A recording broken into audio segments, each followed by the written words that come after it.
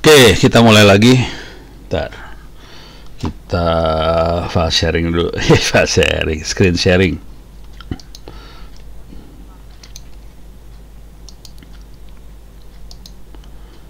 Ups, oke.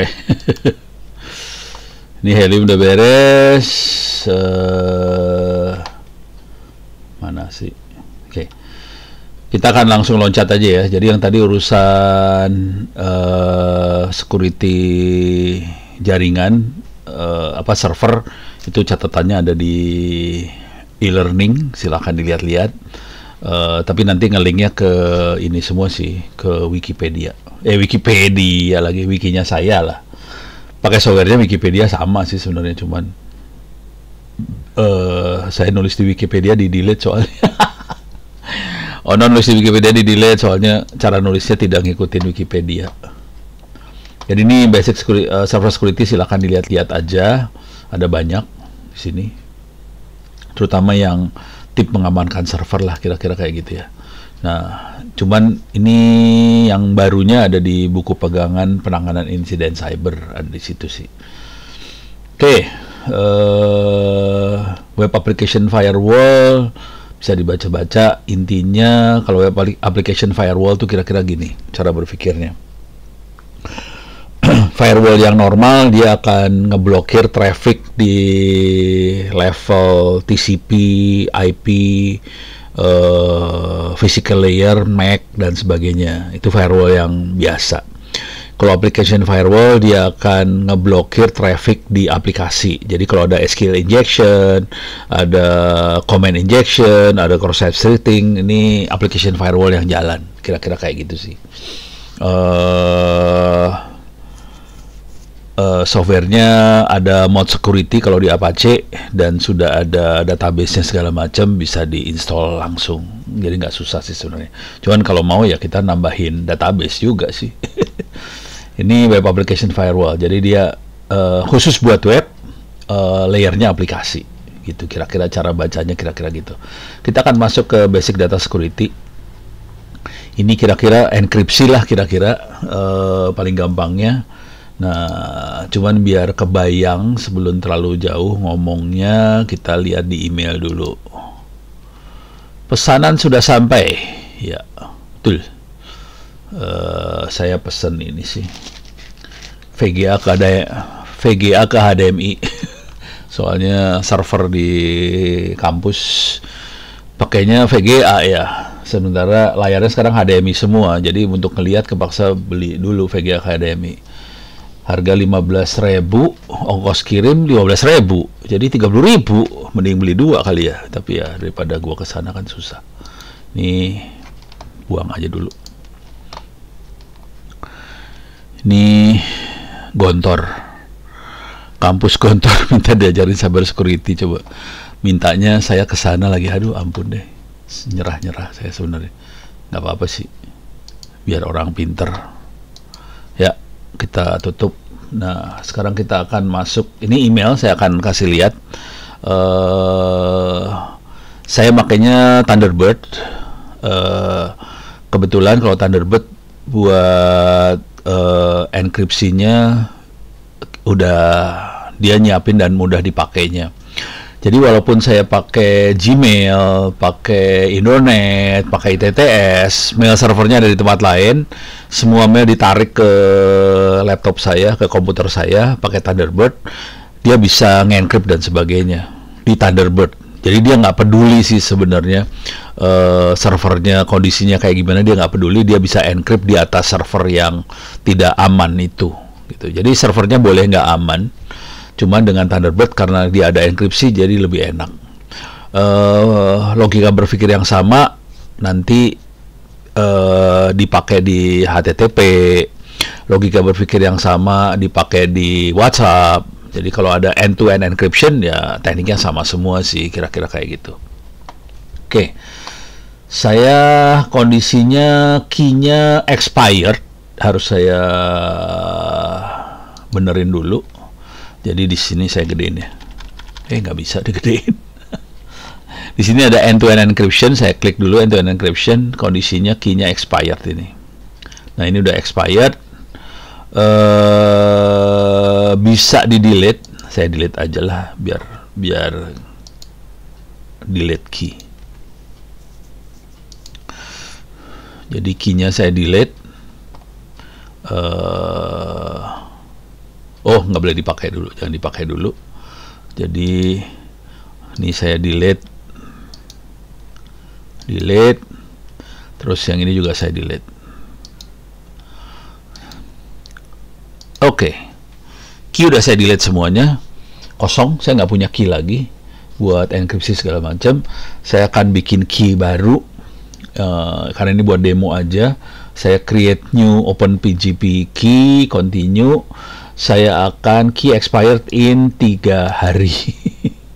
Karena buat demo aja, saya akan bikin key-nya expired 3 hari aja ya. Udah, ini harus di kesini. Nah, baru kebaca nih. Ini ada tombol. Nah, ini key-nya pakainya RSA.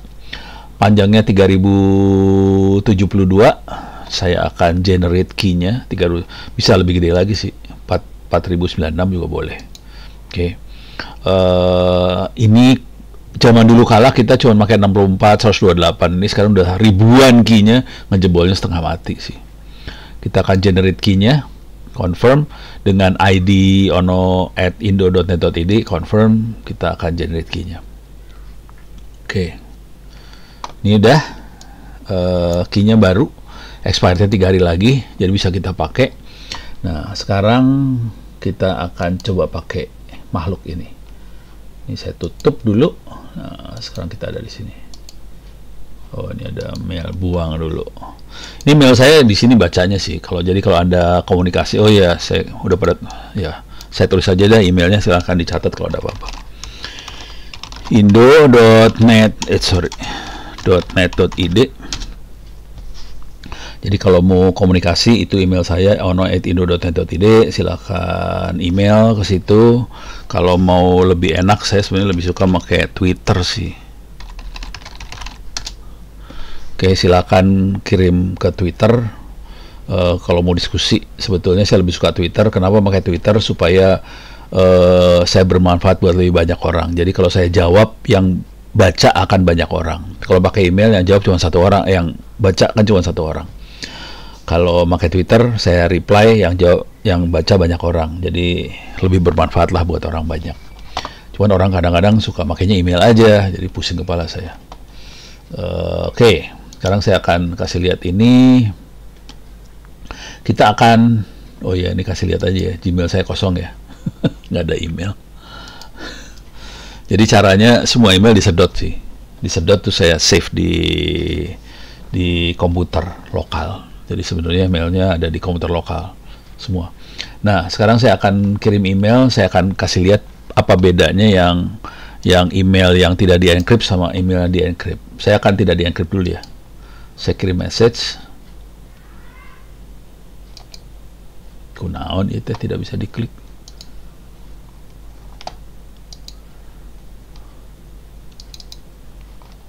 Oke, cobain. Oh, ini dia. Oke. Saya akan kirim message dari Ono ke Ono ya. Ono ke Ono. Tidak di-enkripsi. Yang penting tidaknya sebenarnya. Tidak di-enkripsi. Saya dalamnya digedein lah. Oke.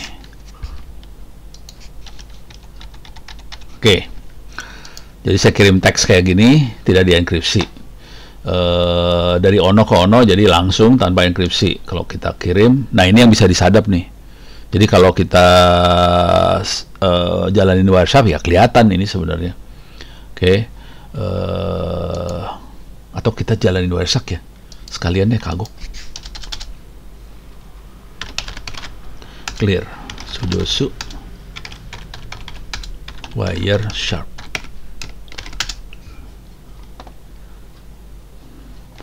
Oke, biarin aja dulu. Coba kita Ono ke Ono lagi. atau reply aja yang itu ya, reply.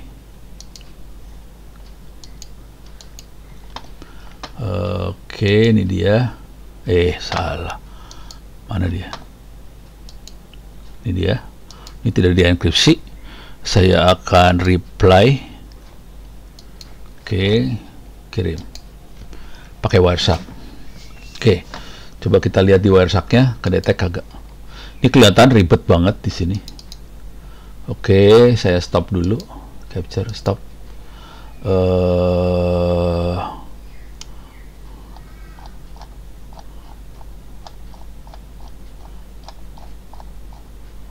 Protokolnya SMTP sih.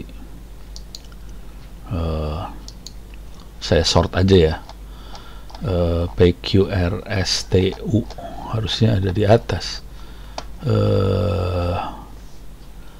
TCP UDP kenapa nggak ada? Kirim emailnya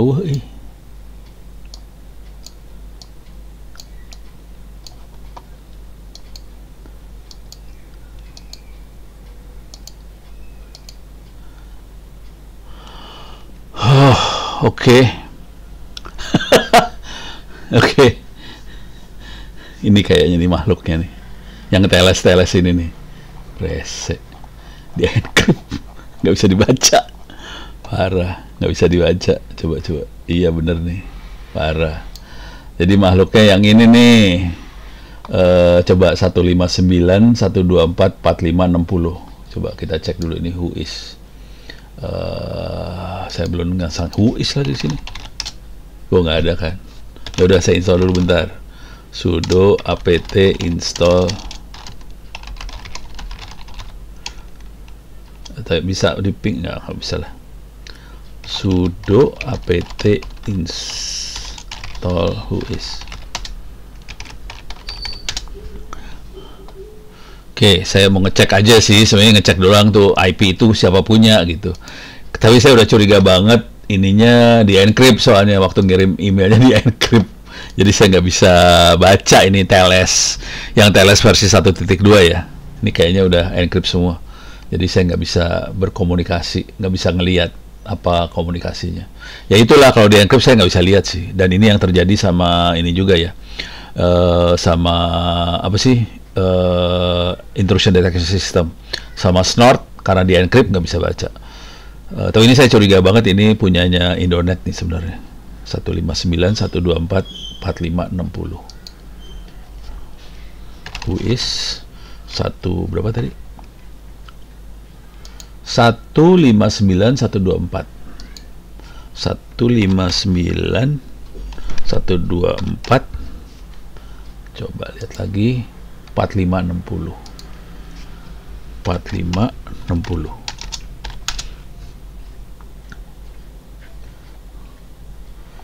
Oke. Punya Zoom. Punya Zoom. Bukan punya Indonet ini teh. Zoom US ini. Wah. Jadi nggak berhasil nangkep dong encryptannya saya. Ya udah, tidak ketangkep ini encryptannya. Nasib, tidak ditangkap, tidak bisa ditangkap. Ya udah gagal nih eksperimen. Jangan suka khawatir, saya suka eksperimen kayak gini, nyobain bener kagak bisa ditangkap. Tapi ini mencurigakan, kok nggak ada sama sekali ya. Ya nasib. Ya udah.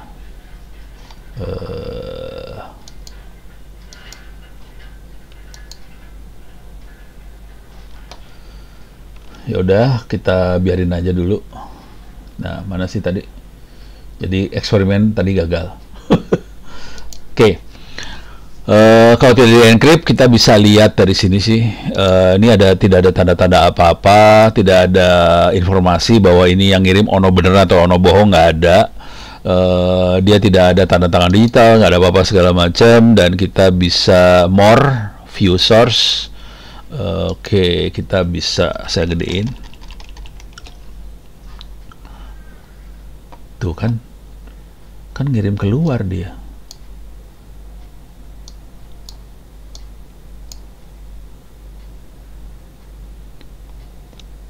Ini lewat sini loh. Pop 01 Indonet. Jadi dia berkomunikasi keluar sebetulnya. Nah ini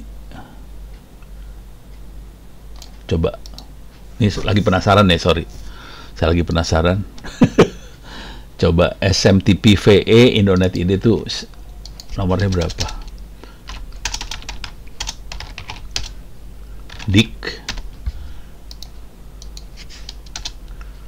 117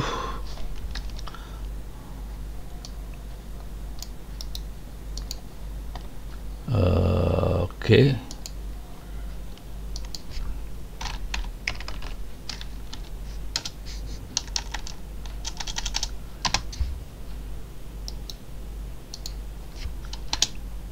Nggak ada.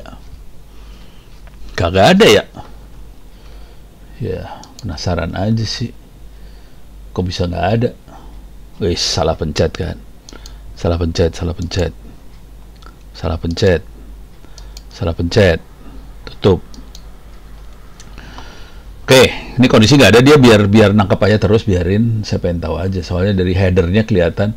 Jadi ini barusan yang saya lihat adalah header emailnya. Kelihatan bahwa saya ngirim langsung diterima dari 03, langsung diterima SMTP VE Indonet ID. Ini header ya. Ini kalau dipakai buat forensik, kita biasanya lihat header seperti ini. Dari SMTP VE dikirim lagi sama ke Pop1 Indonet. Terus dari Pop1 Indonet simpan sama dia, kemudian Pop1 ini diambil sini nih. Ini diambil sebetulnya. Ini deliver to. Ini diambil sama saya. Nah, karena tidak dienkripsi, saya bisa baca teksnya sih. Oke, teksnya bisa kebaca. Coba kita lihat teks 1. Sorry. Saya lihat lagi teks 1 lagi yang di sini. More, view source. Saya gedein. Ini kebaca ya, tidak dienkripsi. Teksnya kebaca di bawah sini, kelihatan tidak dienkripsi. Gitu ya. Oke. Sekarang kita, ini udah nggak dibutuhin lagi, saya delete dua-duanya. Biar mailbox saya bersih aja. Kemudian saya akan coba kirim lagi kono@indonet. Cuman saya akan encrypt di sini. Di sini ada tombol encrypt. Tinggal saya klik aja. Ini di enkripsi.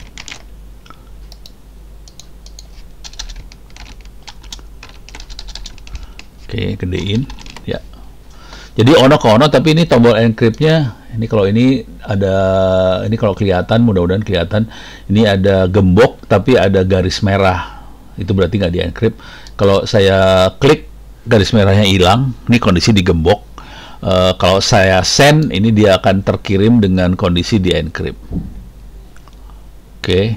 Ini perhatiin, dia nerima email, tapi subjeknya titik-titik-titik. Karena di enkripsi. Jadi subjeknya titik-titik-titik. Kalau kita klik di sini, langsung keluar kata-kata di enkripsi. Nah, kalau sudah diklik kayak gini, saya bisa lihat lagi sekarang titik-titik-titik diganti sama di enkripsi. Jadi kita bisa lihat kondisi di enkripsi, dan di sini ada informasi tambahan. Open PGP, ini ada gambar gembok hijau dikasih contreng, berarti gemboknya bagus. Orangnya bagus, segala macam. Di sini ada tulisan, kalau saya klik ya, ada tulisan good digital signature, berarti tanda tangan digitalnya oke. Terus message is encrypt, dia tahu message-nya di encrypt. Kita lihat siapa yang tanda tangan. Yang tanda tangan digitalnya adalah Ono, kelihatan. Punya key tanggal 26, expired tanggal 29, 3 hari doang. Terus kalau saya mau percaya, yes, I treat key as personal key, saya okein aja. Dah. Sorry, satu lagi adalah balik lagi. View your decryption key. Nah, kita bisa lihat dua decryptnya. Kelihatan bahwa waktu di decrypt kelihatan bahwa key ownernya adalah Onowe Purbo segala macam kelihatan. Jadi kita bisa ngecek nih, yang ngirim siapa, teksnya ada masalah kagak. Ini kalau udah contrengnya hijau berarti bagus. Kalau di-hack di tengah jalan, nggak mungkin keluar contreng hijau ini, nggak keluar sih. Oke, jadi ini udah beres. Kita bisa ngelihat di encrypt. Oh, belum lihat. Teksnya sendiri kayak gini kalau kita lihat. View source, teksnya horror sih. Ini headernya sama yang tadi. Ini juga, ini bukan enkripsi. Ini header juga. Nah, ini kayak enkripsinya nih. Kelihatan dia ngasih tahu bahwa teksnya itu encrypted ASCII. ASCII bisa dilihat bukan binary. Nah, ASCII-nya ini dia. Begin PGP message. Ini segini panjang nih di encrypt-nya. Oke, dan ini susah jebolnya karena kita pakai key-nya 3000 berapa tadi? 3048 atau berapa tah? Panjang tadi. Jadi ini nggak bisa dijebol. Jadi kayak gini kondisinya kalau di encrypt. Tolong ingat yang ininya ya, begin PGP message. Nah, sekarang saya kasih contoh lagi yang lain. Saya akan, ini encrypt saya buang. Ini nggak usah. Ini buang aja. Udah nggak butuhkan ya. Sekarang saya akan, kalau kita perhatikan, kalau kita tanda tangan digital di dokumen, coba bisa masuk kagak nih? Amando. Ini di Tangerang Selatan. Ini kita bisa tanda tangan digital di sini. Oke. Bisa tanda tangan digital. Kalau kita punya teks, kita punya tanda tangan digital segala macam. Misalnya yang inilah kita baca ya. Bisa dibaca nggak ya? Ini laporannya Ono lah, ngerjain apa aja. Nah, ini tanda tangan digital bentuknya kayak gini. Tapi yang penting ada ininya kan, ada QR code. Nah, sebetulnya yang namanya tanda tangan digital bukan QR code sih yang aslinya. Tapi yang kita lihat di sini adalah dalam suatu dokumen yang kasih tanda tangan digital, dokumennya bisa kita baca. Kalau yang tadi di encrypt, dokumennya nggak kebaca loh. Dokumen tidak dibaca, tanda tangan digital juga nggak kebaca. Kalau ini dokumen kebaca, tanda tangan digitalnya bisa kebaca. Oke, jadi dokumen terbaca, ada tanda tangan digitalnya. Jadi tanda tangan digital juga bisa kita lakukan di sini. Saya pengen ngasih lihat yang namanya tanda tangan digital seperti apa. Sini. Nah, ini saya akan masuk dari Ono ke Ono. Cuman di sini kasih tanda tangan digital saja. Oke, klik kanan copy. Alah, jangan send dulu dong. Oke. Nah, di sini saya akan kasih. Nah, kalau encrypt semua habis nih. Kalau di encrypt semuanya habis. Saya tidak akan encrypt. Saya akan digitally sign aja. Kalau di encrypt, kalau saya klik di sini, dia teks di encrypt, subject di encrypt, tanda tangan digital. Tapi kalau ini nggak mau, kita bisa ngelihat tanda tangan digital aja di sini. Oke, kita bisa kirim dengan tanda tangan digital aja, send. Oke, ini saya tutup aja. Di sini kita tutup. Oke. Nah, ini ada tulisan tanda tangan digital saja. Bentuknya seperti apa makhluknya? Kita bisa lihat di sini. Ini ada kata tandanya. Di sini ada attach tanda tangan digital. Bisa klik. Open with apa? Coba. Ini langsung masuk jadi tanda tangan digital soalnya. Data diimport langsung. Ya ini dari Ono ke Ono sih. Jadi datanya langsung diimport, verified. Ya udah. Tapi saya bisa ngelihat bentuk file ASCII-nya sebetulnya. Nah, ini kita bisa cek tanda tangan. Ini kelihatan message is not encrypted. Dan ini yang dipakai buat tanda tangan di dokumen-dokumen kayak gini bentuknya. Message-nya tidak di-encrypt, tanda tangannya dilakukan. Dan di sini kita bisa lihat yang tanda tangan siapa. Yang tanda tangan Ono kelihatan di sini. Beres ya. Nah, bentuknya apa makhluk ini? Kalau kita lihat view source, saya buka lagi. Kalau kita ingat tadi begin PGP message, di sini begin PGP ada public key-nya, kita dikasih public key-nya. Kemudian di sini ada tanda tangan digital. Jadi tanda tangan digital yang benernya bentuknya tidak manusiawi seperti ini. Kalau tadi di dokumen saya bentuknya QR code, sebetulnya tanda tangan digital yang benar bentuknya kayak gini. Nah, tanda tangan digital ini hanya sah untuk dokumen itu aja. Tiap dokumen tanda tangan digitalnya beda, gitu. Jadi dia akan ngecek dua dokumennya yang mana, yang tanda tangan siapa. Nah, teksnya mana? Teksnya adalah ini. Ini nggak di-enkripsi, dia di encode aja pakai base64. Jadi bukan enkripsi dia. Jadi ganti format aja pakai base64. Kalau mau dibaca tinggal di copy aja. Terus kita cari base64 converter. Oke.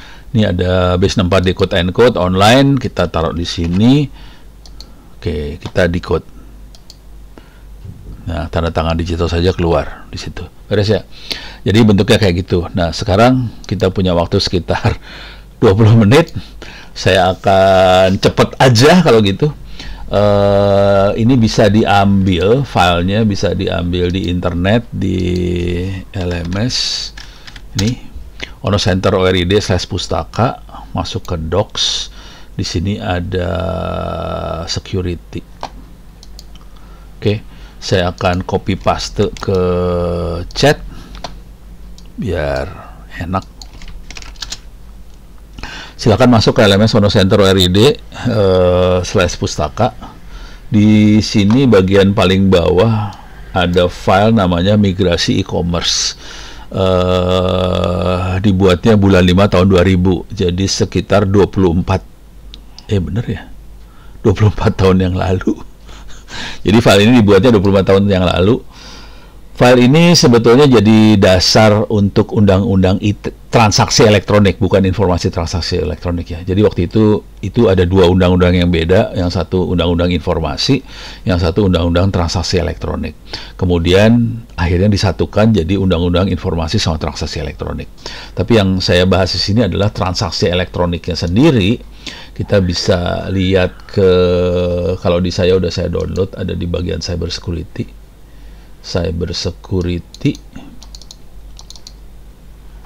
Kita masuk ke di sini. Oke. Kalau Anda familiar sama Office zaman dulu, ini template-nya Office PowerPoint jadul 24 tahun yang lalu. PowerPoint template-nya kayak gitu. Saya akan loncat ini semua masuk ke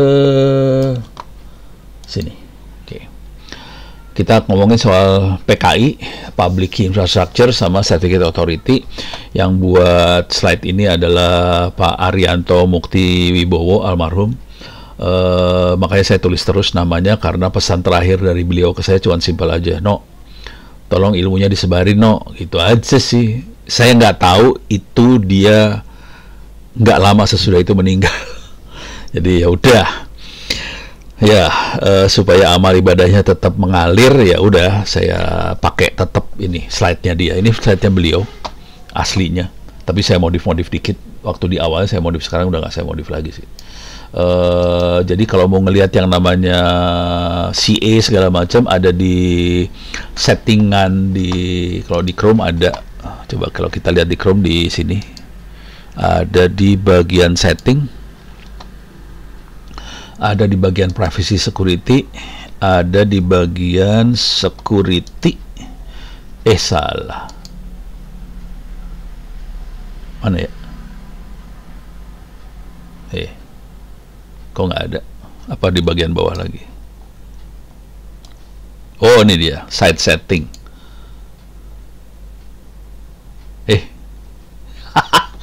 Salah. Mana ya? Data browsing, privacy, security nih, security browsing. Nah, ini dia, sorry, ulang, supaya masuk privacy security, kemudian masuk ke privacy, security. Jadi privacy security masuk ke security, kemudian ke bawahin di sini ada manage key, manage security keys. manage sertifikat. Kita masuk ke manage sertifikat, di sini ada your certificate, server certificate, authority dan sebagainya. Oke. Nah, itu kalau di browser yang lama, coba jangan dulu kala, ini kalau masih ingat ini Microsoft Internet Explorer kalau nggak salah ya. Ini Microsoft Internet Explorer, ini ada security zone, ada internet zone. Kalau kita lihat di Netscape, ada sertifikat, ada your people website signer. Jadi sama kira-kira cara berpikirnya ada di situ. Nah, di sini isu keamanan di sini ada 4, tapi kalau hari ini kalau kita cari di internet dan sebagainya, isu keamanannya adalah CIA. Jadi kalau ini kan privacy, autentikasi, integrity, non-repudiation. Itu pada zaman dulu kala 24 tahun yang lalu, supaya kayak Badan Intelijen Amerika, CIA security pasti gitu. Jadi di sini ada confidentiality, integrity, availability. Itu yang sekarang pakainya CIA. Pada zaman dulu kala kita pakainya yang ini, privacy, authentication, integrity, non-repudiation. Ini kira-kira hampir sama yang dua di depan, confidentiality sama integrity. Availability-nya nggak nongol di sini sebenarnya. Ini nggak ada availability. Cuman yang nggak ada di CIA adalah bagian yang ini, non-repudiation. Dan ini penting sih sebenarnya. Saya masih suka sama yang ini, saya nggak terlalu suka sama CIA karena nggak ada non-repudiation. Non-repudiation adalah dia sistem atau teknologi yang kita pakai harus bisa mengajukan si file elektronik tadi sebagai barang bukti yang tidak bisa dibantah di pengadilan. Nah, itu yang susah. Bayangkan ini file elektronik bisa diedit seenak jidat kan? Bayangkan sesuatu yang bisa diedit seenak jidat bisa diajukan ke pengadilan dan orang nggak bisa mungkir. Nah, ini jadi susah banget. Oke, privacy itu apa kira-kira? Privacy itu adalah kerahasiaan, confidentiality. Ini si teknologi harus bisa menjamin bahwa orang yang tidak berkepentingan nggak bisa baca. Itu privacy, harus bisa menjamin. Terus integrity adalah si teknologi harus bisa tahu kalau dia berubah angkanya, misalnya ini ada informasi yang berubah di dalamnya, harga 10.000 jadi 10 juta gitu kan, berubah ditambahin 0,3 biji doang. Dia harus tahu ini bukan yang asli. Jadi integritasnya kita harus bisa cek. Terus kita harus bisa juga autentikasi. Apakah benar ini yang ngirim Pak Presiden Gus Dur? Ini perhatiin presidennya waktu Gus Dur tahun 2000. Sekarang presiden namanya Bapak Prabowo, jadi harus diganti kalau sekarang jadi Prabowo. Tapi ini kelihatan bahwa file ini udah lama umurnya, 24 tahun umurnya, buset. Waktu itu presidennya masih Gus Dur. Oke, jadi keabsahan autentikasi dari si pengirim sama penerimanya bisa dicek. Terus yang paling penting dan paling saya suka sebenarnya bagian yang ini. Bagaimana sebuah file elektronik yang bisa diedit seenak jidat, kalau diajukan ke pengadilan, orang nggak bisa berkutik. Itu yang penting sih sebenarnya. Ini karena kejadiannya akan yang ini. Yang jadi masalah hakim-hakim pada hari ini, karena ini tidak bisa dibuktikan, jadi orang jarang yang mengetahui ilmu yang ini. Kebetulan tetangga saya ada yang hakim agama, tapi bukan hakim pengadilan negeri biasa. Dia hakim agama. Iseng suatu hari saya nanya, Pak, kalau ada orang ngasih bukti elektronik gimana? Dia bilang, jujur, sebagian besar bukti-bukti itu elektronik sih sebenarnya. Jadi mereka print tuh WhatsApp apa aja diprintin sama orang-orang itu dan dijadikan lampiran barang bukti. Yang jadi masalah di sisi hakimnya, karena ini printan WhatsApp segala macam, dia tahu bahwa WhatsApp bisa diedit-edit. Itu barang bukti itu dibuang. Jadi hari ini, kalau kita punya barang bukti elektronik, sebetulnya percuma. Karena barang bukti elektronik yang ada tidak memenuhi syarat public key, private key segala macam. Autentikasinya nggak bisa kita jamin, integritas datanya nggak bisa kita jamin, semuanya nggak bisa jamin. Jadi hakim akan membuang barang bukti itu semua hari ini. Jadi karena si pengacara segala macam nggak bisa meyakinkan hakim bahwa ini bukti yang benar gitu. Hakimnya bukan orang bodoh ternyata, hakimnya pinter, dia tahu lu kan bisa ngedit, nggak bisa gue pakai ini barang buktinya, itu akhirnya parah. Seru nih urusannya, seru. Ya udah, nah sekarang kita mulai masuk ke dunia kriptografi. Pada dasarnya ada dua teknologi besar di kriptografi. Yang satu adalah asimetrik, yang satu lagi public key, private key. Bentar, ini ngeloncat ini. Nah, kesini dulu. Yang satu simetrik, yang satu lagi asimetrik. Kalau yang simetrik, kunci encrypt dipakai untuk decrypt. Oke, jadi encrypt udah gitu, filenya di encrypt, dikirim, di decrypt. Ini susah dijebol kalau panjang kuncinya panjang, kira-kira kayak gitu. Oke. Sampai hari ini teknologi ini dipakai, cuman masalahnya dengan teknologi seperti ini adalah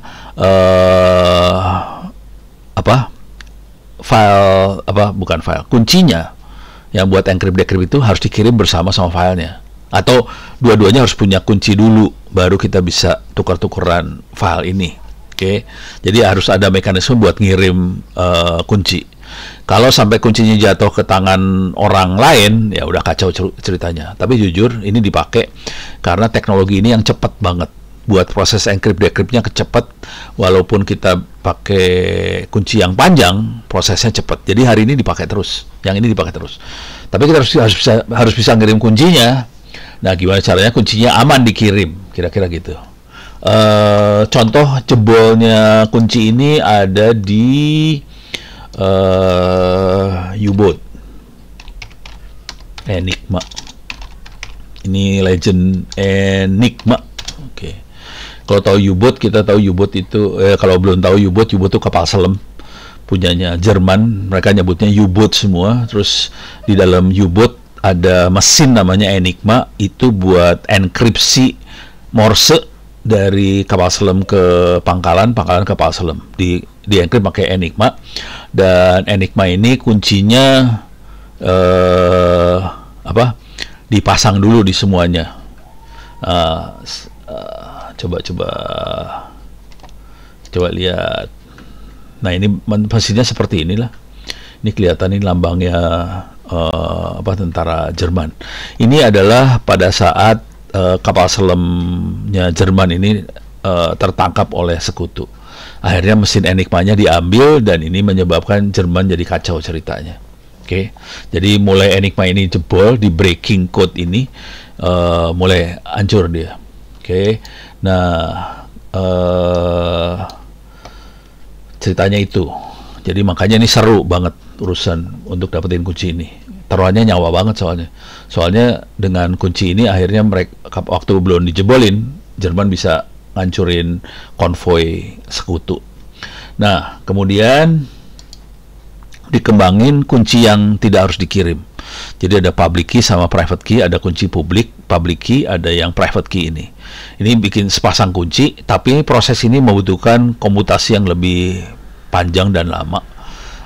Makanya ini biasanya tidak dipakai buat nge-encrypt teksnya sih sebenarnya. Teksnya akan di-encrypt pakai kunci biasa. Ini dipakai buat nge-encrypt kuncinya. Jadi kunci yang ini symmetric key ini di-encryptnya pakai kunci yang public private ini. Oke. Jadi dipakai buat kunci public. Jadi kalau jadi caranya saya punya kunci publik, saya sebarin dulu. Jadi kalau di sini cara nyebarinnya kunci publiknya cuma gini doang sih. Bentar. Ini. Jadi kalau saya mau ngirimin kunci publik cuma gini aja. Nih, no. Nih saya attach nih my open PGP public key. Jadi itu saya kirimin kunci publiknya. Dengan cara itu setelah ujung sebelah sana dapetin public key, kita bisa berkomunikasi saling encrypt. Dan biasanya saya melakukan enkripsi kayak gini kalau kita lagi komunikasi sama mabes sama apa, kita ngunci biasanya. Tapi biasanya ya mabes yang pinternya ya. Kalau diantara kita anak-anak yang ini ya ngunci satu sama lain. Oke. Ini udah urusan kunci publik. Ini pada zaman dulu kala kita cuma sampai 128 bit, butuh waktu sekian buat ngejebol.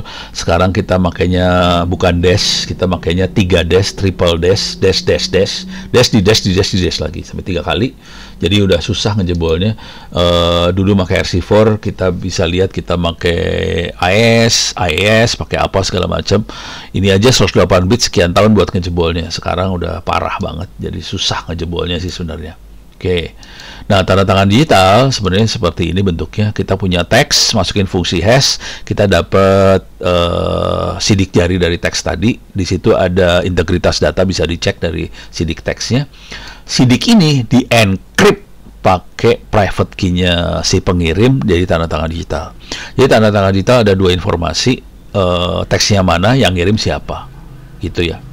Nah, konsekuensinya tanda tangan digital otentik bisa jadikan barang bukti di pengadilan, hanya sah untuk dokumen itu saja atau kopinya. Konsekuensinya kalau satu file itu dikasih tanda tangan digital, kalau kita kirim dengan tanda tangan digitalnya, tanda tangan digitalnya tetap sah. Jadi kita punya kopi dokumen itu, kita kirimin, orang di ujung sebelah sana dapat kopi dokumen sama tanda tangan digitalnya, sah aja, kita bisa ngecek. Karena di encrypt oleh private key-nya kita, orang yang punya public key-nya bisa ngecek dengan mudah ini yang ngirim ono benar atau bohong.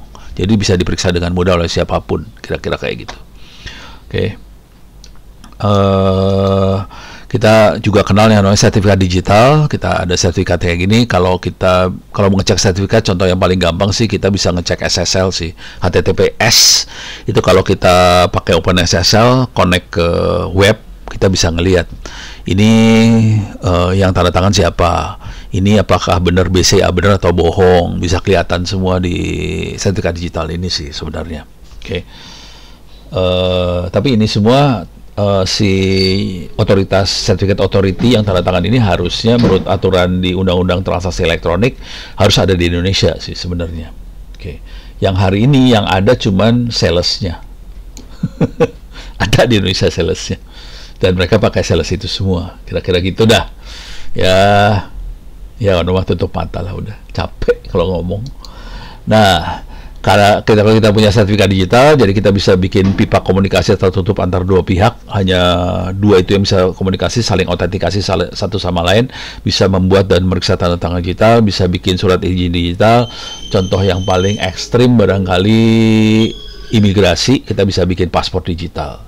Bentuknya kayak gini, paspor digital, mainannya kayak gini ya. Dan verifikasinya bisa offline dengan cara public key-nya kita copyin. Jadi kita bisa offline verifikasi semuanya. Oke. Nah, kita bisa lihat di sini pola transaksi yang sering dikerjakan seperti ini kira-kira. Yang normal kalau kita ngirim file, ini satu file dikirim, send ke sebelah sini, ketemu di sini. Kita langsung baca aja. Tapi tadi nggak ada autentikasi, nggak ada integritas data, nggak ada, semuanya nggak ada sih. Nggak bisa jadi barang bukti di pengadilan segala macam. Supaya itu semua terjadi, prosesnya kira-kira gini. Teks, masukin ke fungsi hash, dapat sidik jari teks atau message digest, di-encrypt oleh private key si pengirim, dapat tanda tangan digital. Si teks tanda tangan digital sama sertifikat digitalnya si Alice ini dijadiin satu di email. Kita kirim di encrypt supaya prosesnya cepat. Kita encryptnya pakai symmetric key. Yang ini encryptnya pakai public key private key ya, pakai PKI ya. Nah, tapi untuk teksnya besar, kita encrypt pakai symmetric key, dapat encrypted message. Si key ini harus dikirim ke ujung sebelah sana supaya nggak bisa dibaca sama orang lain. Di encrypt lah key-nya ini pakai public key-nya Bob ya, penerimanya Bob. Oke. Jadi kita punya 2, encrypted message sama digital envelope. Encrypted message sama digital envelope nggak bisa dijebol sama sekali. Dikirim ke ujung sebelah sana. Digital envelope dibuka, di-decrypt karena di-encrypt pakai public key-nya Bob, dibuka pakai private key-nya Bob, dapetin symmetric key. Symmetric key dipakai untuk decrypt encrypted message. Encrypted message-nya kebuka, tanda tangan digital kebuka, sertifikat digitalnya kebuka. Pada titik ini kita bisa baca teksnya sih sebenarnya. Cuman kan kita pengen ngecek, ini teks yang ngirim benar-benar Alice bukan, teksnya berubah nggak di tengah jalan dan sebagainya. Jadi tanda tangan digital ini diambil, didekrypt pakai public key-nya Alice. Public key-nya Alice diambil dari mana? Diambil dari sertifikat digitalnya Alice. Kemudian dapatlah message digest. Si teks masukin ke message digest, ke fungsi hash, dapat message digest. Dua message digest compare, kalau sama persis berarti teksnya benar, nggak berubah. Gitu kira-kira. Oke, sudah jam 4, seru ya. Ada pertanyaan sampai di titik ini sebelum kita tutup? Aman ya? Oke. Mudah-mudahan aman, benar-benar aman. Mudah-mudahan nggak saya bikin pusing kepala. Kalau ada apa-apa silakan email ke saya ono@indo.net.id atau ono@ittshcd. Twitter saya ada di ono.wpurbo. Kalau di susi yang normal, yang umum, bisa pakai Twitter aja sih. Oke, kalau gitu saya tutup, saya sekian aja. Mudah-mudahan bisa bermanfaat. Billahi taufiq wal hidayah. Assalamualaikum warahmatullahi wabarakatuh. Terima kasih banyak. Sama-sama. Oke deh, saya live juga ya.